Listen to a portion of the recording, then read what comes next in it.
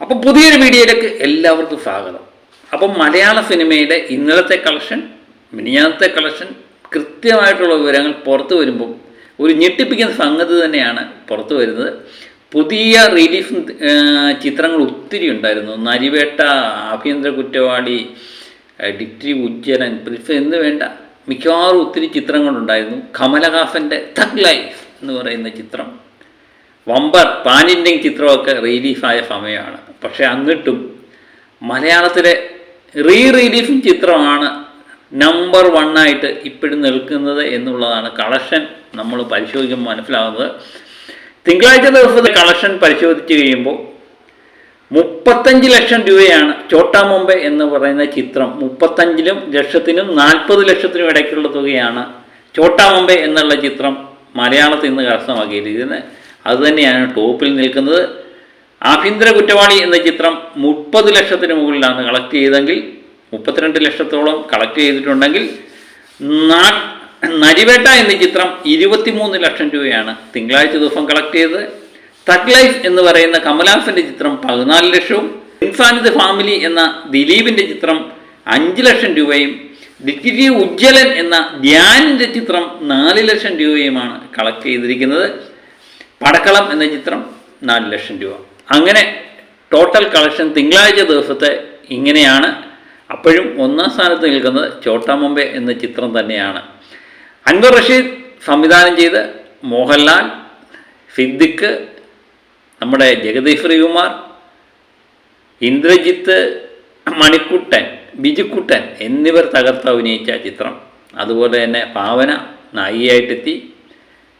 നമ്മുടെ കലാഭവൻ മണി എന്ന് പറയുന്ന അതുല്യനായ നടൻ വില്ലനായിട്ടെത്തുന്നു. നമ്മുടെ രാജൻ ബി ദേവ്, അങ്ങനെ പലരും അഭിനയിച്ചു. ഇന്ന് ജീവിച്ചിരിപ്പില്ലാത്ത 2 പേർ, കലാഭവൻ മണിയും രാജൻ ബി ദേവ്. അവരെയൊക്കെ സ്മരിക്കാനുമൊക്കെ ഈ ചിത്രം വളരെയധികം, ഈ ആ ചിത്രം കണ്ടു കഴിയുമ്പോൾ കലാഭവൻ മണി ഇപ്പോഴും ജീവനോടുണ്ട് എന്ന് തന്നെയാണ് നമ്മുടെ ഒരു മനസ്സിലിരിപ്പ്. അതുപോലെ തന്നെ രാജൻ ബി ദേവിനൊക്കെ പകരം വെക്കാൻ ഒരു നടൻ പോലും ഇപ്പോഴും മലയാള സിനിമയിലില്ല എന്നുള്ളത് ഈ ചിത്രം കാണുമ്പോൾ നമുക്ക് മനസ്സിലാകും. പ്രത്യേകിച്ച് ആ കള്ളു കുടിക്കാൻ, പെണ്ണ് കാണാൻ വേണ്ടി മോഹൻലാലും രാജൻ ബി ദേവുമായിട്ട് തമ്മിൽ ഉള്ളൊരു എന്താ പറയുന്നത്, അവർ തമ്മിലൊന്ന് സംസാരമുണ്ട്. വലിയ ഇതൊന്നുമില്ല, പക്ഷേ അതൊരു വല്ലാത്ത സാധനം തന്നെ. എനിക്ക് തോന്നുന്നു വർഷങ്ങൾ കഴിഞ്ഞാലും അത് കണ്ടു കഴിഞ്ഞാൽ നമ്മൾ പൊട്ടിച്ചിരിച്ചു പോകും. ഇതേപോലൊരു ഗംഭീര സാധനം അവർ രണ്ടുപേരും മുഖം കൊണ്ടും കൈകൊണ്ടും എല്ലാ ഭാഗങ്ങളും അഭിനയിച്ച് അവർ രണ്ടുപേരും കൊണ്ടൊരു സന്തോഷം പ്രകടിപ്പിക്കുന്ന ഒരു കാര്യമുണ്ട്.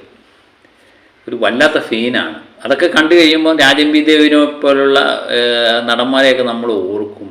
അതുപോലെ കലാഭവൻ മണി എന്ന് പറയുന്ന അതുല്യ പ്രതിഭയുടെ രംഗങ്ങൾ, ഇതൊക്കെ നമ്മളെ വീണ്ടും ഓർമ്മപ്പെടുത്തുന്നു ചോട്ടാ മുംബൈ. അതുതന്നെയാണ് തിയേറ്ററിൽ കാണുന്നത്. ആഘോഷത്തിൻ്റെ രാവ് തന്നെയാണ്. അങ്ങനെ ചിത്രം ചൊവ്വാഴ്ച കിടക്കുമ്പോഴും ഈ അവസ്ഥ തന്നെയാണ്. ചൊവ്വാഴ്ചയും ഏകദേശം 35 ലക്ഷത്തിന് മുകളിൽ ഈ ചിത്രം നേടിയിട്ടുണ്ട് എന്ന് തന്നെയാണ് നമ്മൾ കരുതുന്നത്.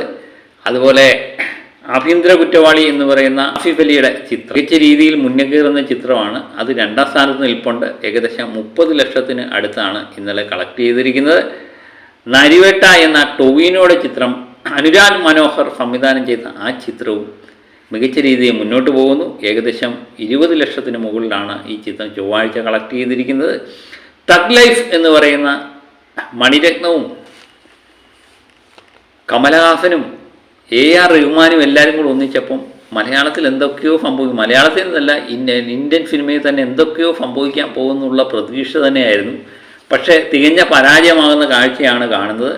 ഇത് മലയാളത്തിൽ നിന്ന് ഈ ചിത്രം കളക്ട് ചെയ്തിരിക്കുന്നത് തിങ്കളാഴ്ച 14 ലക്ഷമാണെങ്കിൽ ഏകദേശം അതിനടുപ്പിച്ചുള്ള തുക തന്നെയാണ് ചൊവ്വാഴ്ചയും അത് കളക്ട് ചെയ്തിരിക്കുന്നത്. 10 ലക്ഷത്തിന് മുകളിലുള്ള തുക തന്നെയാണ്. ഫാമിലി എന്ന ചിത്രം ഏകദേശം 4 ലക്ഷത്തിന് മുകളിൽ കളക്ട് ചെയ്തിരിക്കുന്നു.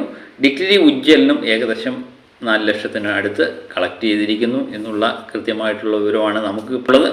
അങ്ങനെ ചൊവ്വാഴ്ച ദിവസവും ചോട്ടാ മുംബൈ എന്ന ചിത്രം തന്നെയാണ് മലയാളത്തിൽ 1ാം സ്ഥാനത്ത് നിൽക്കുന്നത്. കേരളത്തിൽ ഇപ്പോൾ തിയേറ്റർ ഓടിക്കൊണ്ടിരുന്ന എല്ലാ ചിത്രങ്ങളിലും വെച്ച് 1ാം സ്ഥാനത്ത് നിൽക്കുന്നത് 2007 ഇറങ്ങിയ ഒരു ചിത്രത്തിൻ്റെ റിലീഫിംഗ് ചിത്രമാണെന്നുള്ള ഞെട്ടിപ്പിക്കുന്ന വിവരം തന്നെയാണ് പുറത്തു വരുന്നത്. ഞെട്ടിപ്പിക്കുന്ന വിവരമാണ്, നമ്മളെ കുറിച്ച് സന്തോഷിപ്പിക്കുന്ന ഒരു കാര്യമാണ്. അങ്ങനെ ചോട്ടാ മുംബൈ എന്ന തലയും കൂട്ടരും നിറഞ്ഞാടുന്ന കാഴ്ച പലയിടത്തുനിന്നും കണ്ടു. ഇതിനിടയിൽ വേറെ പറയുന്നത് ഹൈദരാബാദ് ജൂൺ 13 ഈ ചിത്രം പ്രദർശിപ്പിക്കുന്നുണ്ട്. ഫാൻ ഷോ ആണ് ഉദ്ദേശിക്കുന്നത്. പക്ഷേ മണിക്കൂറുകൾ കൊണ്ട് ടിക്കറ്റ് എല്ലാം വിറ്റു തീർന്നു എന്നുള്ള വാർത്തയും വരുന്നുണ്ട്. അപ്പോൾ എല്ലാ പ്രദേശങ്ങളും ഞാൻ നേരത്തെ പറഞ്ഞ പോലെ തന്നെ കേരളത്തിൻ്റെ എല്ലാ മേഖലയിലും ഈ ചിത്രം കൂടുതൽ തിയേറ്ററിലേക്ക് എത്താൻ പോകുന്നു. അതുപോലെ വിദേശ മാർക്കറ്റിൽ നിന്ന് ഈ ചിത്രത്തിന് കൂടുതൽ ഷോകൾ ആവശ്യപ്പെട്ട് തുടങ്ങിയിരിക്കുന്നു എന്നുള്ള വാർത്തകളൊക്കെ വരുന്നുണ്ട്. ഇത് കൃത്യമായിട്ട് എനിക്ക് തോന്നുന്നു അടുത്ത ആഴ്ച കൂടുതൽ തിയേറ്ററിലേക്കും കൂടുതൽ ഷോകളുമൊക്കെ ആയിട്ട് നിറഞ്ഞാടുന്ന കാഴ്ച തന്നെയാണ് നമുക്ക് കാണാൻ പറ്റുന്നത്. വലിയ ബമ്പർ റിലീഫുകളൊന്നും അടുത്ത ആഴ്ചയില്ല. ഈ പ്രാവശ്യം ഈ ആഴ്ചയിലെ ബമ്പർ റിലീഫായിരുന്നു നമ്മുടെ തഗ് ലൈഫ് എന്ന ചിത്രം. അത് തികഞ്ഞ പരാജയമായി മാറി. അപ്പം അടുത്ത ആഴ്ച വമ്പൻ ചിത്രങ്ങളൊന്നും ഇല്ലെങ്കിലും ഈ ചിത്രം ചോട്ടാ മുംബൈ എന്ന ചിത്രമായിരിക്കാം തിയേറ്ററുകൾ ഭരിക്കാൻ പോകുന്ന ചിത്രമായി മാറുന്നത്. കുറച്ച് ദിവസത്തേക്ക് ഇനി ഇത് തന്നെ ആയിരിക്കാം അവസ്ഥ എന്ന് തോന്നുന്നു. നമ്പർ 1 ആരാണെന്നുള്ള ചോദ്യത്തിന് ഒരു ഉത്തരം ചോട്ടാ മുംബൈ തന്നെയാണ് എന്നുള്ളത് ഏകദേശം ഉറപ്പാക്കിയിരിക്കുകയാണ്. അപ്പം ഞാൻ നേരത്തെ തന്നെ ഇന്നലെ തന്നെ വീഡിയോ ഇട്ടിരുന്നു. പുതിയ റിലീഫിങ് ചിത്രങ്ങളെപ്പറ്റി പലരും ഇങ്ങനെ സംസാരിക്കുന്നത് ഇപ്പം കേൾക്കുന്നുണ്ട്. അതുപോലെ സോഷ്യൽ മീഡിയയിലും ആൾക്കാരൊക്കെ ആവശ്യപ്പെട്ടിരുന്നു പല ചിത്രങ്ങളെപ്പറ്റി രാവണപ്രഭു ആവശ്യപ്പെട്ട് തുടങ്ങിയിരിക്കുന്നുണ്ട്. രാവണപ്രഭു എല്ലാവരും ആവശ്യപ്പെടുന്ന ഒരു ചിത്രമാണ്. ഞാൻ ഇന്നലെ തന്നെ പറഞ്ഞു, ഈ റിലീഫിങ് ചിത്രം ചോട്ടാ മുംബൈ 1 വിജയം നേടി എന്ന് പറഞ്ഞുകൊണ്ട് എല്ലാ ചിത്രങ്ങളും റിലീഫ് ചെയ്താലൊന്നും വിജയിക്കണമെന്നില്ല. അതിനൊരു ഓളം വേണം, ആഘോഷരാവായിരിക്കണം. ഇപ്പം യുവാക്കളെ ആകർഷിക്കുന്ന ഏതെങ്കിലുമൊക്കെ ഘടകം വേണം. അത് പാട്ടാകാം, ഡാൻസ് ആകാം, തമാശ രംഗങ്ങളാകാം. ആഘോഷിക്കപ്പെടുന്ന ചിത്രങ്ങൾ കൂടുതലായിട്ട് തിയേറ്ററിൽ എത്തിക്കഴിഞ്ഞാൽ അത് വിജയിക്കും എന്ന് തന്നെ തോന്നാം. പലരും പറയും അങ്ങനെ ആണെങ്കിൽ ദേവദൂതനൊന്നും വിജയിക്കരുതല്ലോ എന്ന്. ദേവദൂതൻ എന്ന് പറയുന്ന ചിത്രം അന്ന് തിയേറ്ററിൽ കാലം തെറ്റി വന്ന ചിത്രമാണെന്ന് തോന്നുന്നു. കാലം തെറ്റി വന്ന ഒത്തിരി ചിത്രങ്ങളുണ്ട്. നമുക്ക് ഇഷ്ടപ്പെടുന്ന ഏതെങ്കിലുമൊക്കെ ചിത്രങ്ങൾ റിലീഫ് ചെയ്താൽ വലിയ പ്രയോജനം കിട്ടുമെന്ന് എനിക്ക് തോന്നുന്നില്ല. അതുപോലെ തന്നെ ഇടയ്ക്കിടയ്ക്ക് എല്ലാ മാസവും റിലീഫുമായിട്ട് വന്നിട്ടും കാര്യമൊന്നുമില്ല. ആൾക്കാർ എനിക്ക് തോന്നുന്നു കൊല്ലത്തിൽ 1-2 സിനിമയിൽ കൂടുതലൊന്നും റിലീഫ് ചെയ്ത് കഴിഞ്ഞാൽ വൻ വിജയമാകും ഒന്നും പോകുന്നില്ല. ഇതൊക്കെ ഓരോ കാലഘട്ടത്തിൽ ഉണ്ടാകുന്ന ചെറിയ മാറ്റങ്ങളാണ്. അത് മലയാള സിനിമയിലും ഉണ്ടാകുന്നു എന്ന് മാത്രമേ ഉള്ളൂ. അതുകൊണ്ട് പണ്ടത്തെ എല്ലാ ചിത്രങ്ങളും റിലീഫ് ചെയ്യണം എന്നൊക്കെയാണ് എല്ലാവരും ആവശ്യം ഉന്നയിക്കുന്നത്.